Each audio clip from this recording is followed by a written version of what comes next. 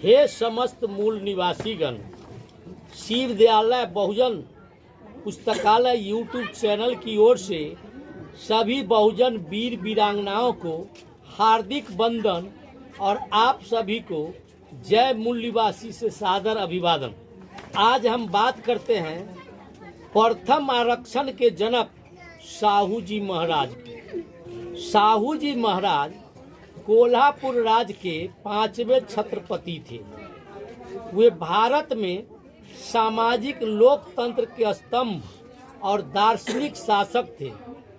उन्होंने आधुनिक सम्राट अशोक के प्रतिरूप, जिन्होंने राज सत्ता को जन कल्याण के लिए सामाजिक प्रतिबद्धता के साथ अत्यंत कुशलता से इस्तेमाल किया। वे सरकारी सेवा एवं शिक्षा में 50% बहुजन प्रतिनिधि के जनक थे। वे सभी के लिए अनिवार्य, निःशुल्क एवं आवासीय शिक्षा लागू करने वाले थे। वे छुआछूत के विरोधी थे। वे पर्दा प्रथा के विरोधी थे। वे विधवा विवाह के समर्थक थे। वे अंतर्जातीय विवाह के समर्थक थे। वे बाबा साहब को सार्वजनिक जीवन में लाने वाले थे। उन्होंने शूद्रों की शिक्षा के लिए शिक्षण संस्थान और छात्रावास का निर्माण करवाया। उन्होंने 26 जुलाई 1902 को ओबीसी, एसटी, एससी और अल्पसंख्यकों के लिए 50% का आरक्षण का प्रावधान किया। उन्होंने छुआछूत को दंडनीय अपराध घोषित किया। उन्होंने अछूतों शूद्रों से चाय नाश्ता की दुकान खुलवाई और खुद चाय पीने उनकी दुकान पर जाते थे, जिससे उनके साथ सभी मंत्री पदाधिकारी को भी जाना पड़ता था।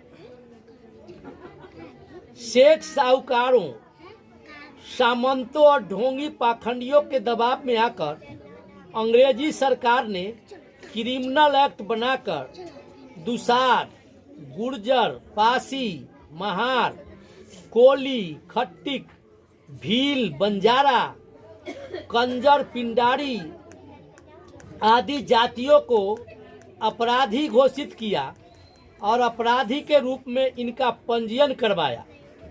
पंजीकृत मजदूरों को ग्राम प्रधान या थाना में जाकर प्रतिदिन हाजिरी देनी पड़ती थी। उनको अपने निवास स्थान के बारे में थाना को सूचित करना होता था। निवास स्थान बदलने की स्थिति में भी थाना को सूचना देना पड़ता था।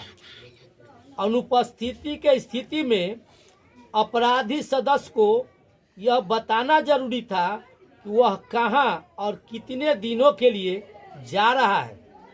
थाने में जाकर हाजिरी देने से उनका खूब शोषण होता था। थानेदार और ग्राम प्रधान इनके साथ घोर अन्याय, अत्याचार और मनमानी करते थे। गांव के मुखिया, चौकीदारों, जमींदारों और काश्तकारों को इन लोगों के बारे में निकटतम थाना में सूचना देना जरूरी था। इसमें ढिलाई देने पर इनके खिलाफ सजा का प्रावधान था। क्रिमिनल एक्ट के कारण 12 साल से ऊपर के सभी बच्चे, बूढ़े, जवान, स्त्री, पुरुष को कड़ी निगरानी और कठोर दंडात्मक कार्रवाई के भयावह माहौल में ताउम्र गुजारना पड़ता था। उनका जीवन जेल में बंद कैदी के समान जिला अधिकारी के रहमो करम पर था। इस कानून के कारण अधिकांश दुसाध अपने गांव घर तक ही सीमित रहने को मजबूर थे। एक ओर वे धन उपार्जन के लिए बाहर नहीं जा सकते थे, दूसरी ओर उनका कोई जातिगत पेशा नहीं था, जिस कारण उनका विकास अवरुद्ध हो गया। छत्रपति साहू जी महाराज ने हाजिरी प्रथा को समाप्त करने के लिए हुंकार भरा। उन्होंने कोल्हापुर जिले के मनगांव में सन 1920 में दलितों की सभा में कहा, हाजिरी प्रथा के माध्यम से ग्राम प्रधान दलितों का दमन करते हैं। वे दलितों से जबरन मुफ्त में काम करवाते हैं अथवा बहुत कम मजदूरी पर काम करवाते हैं।